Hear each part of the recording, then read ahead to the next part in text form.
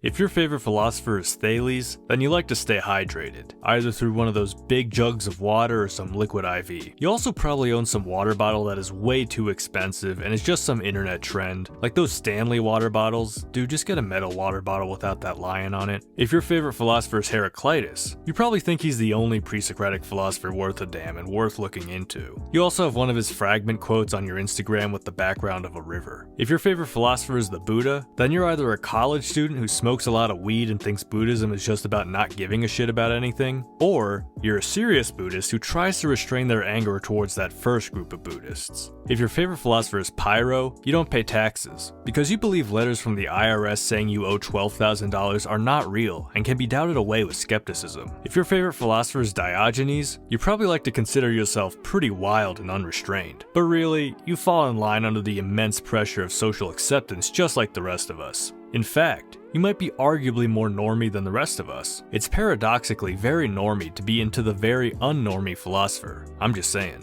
If your favorite philosopher is St. Anselm, you're a Catholic but also have a life, so you don't have time to read Aquinas or Augustine. If your favorite philosopher is Leibniz, you probably talk shit about Isaac Newton all the time. If your favorite philosopher is Machiavelli, you probably wanted to read The Prince in order to justify being a cutthroat asshole to other people, but once you realize that the book is more political and less personally practical than you thought, you contented yourself with finding some individual, probably fake Machiavelli quotes from Google instead. If your favorite philosopher is John Locke, you're probably a libertarian who watches Lost. And if your favorite philosopher is Edmund Burke, you're probably a conservative. If your favorite philosopher is Jeremy Bentham, you want to have your body mummified and preserved in a museum. But first you're trying to figure out how to live such a life that society would deem your body worthy to preserve. If your favorite philosopher is John Stuart Mill, you've probably done some bad things in life. But that's okay, because you justify it by saying that the amount of pleasure that those actions resulted in outweigh the pain that they caused. Just try not to think about that incident at Cece's Pizza. If your favorite philosopher is Kierkegaard, you definitely have a lot of women attracted to you. But that doesn't matter because you're solely attracted to God. If your favorite philosopher is John Rawls, you're into equality and shopping for curtains. But if your favorite philosopher is Robert Nozick, you're a libertarian like John Locke, but more extreme and more handsome. If your favorite philosopher is Gilles Deleuze, you're a pretty friendly guy, especially to psychoanalysts, and you also appreciate a really good sweater.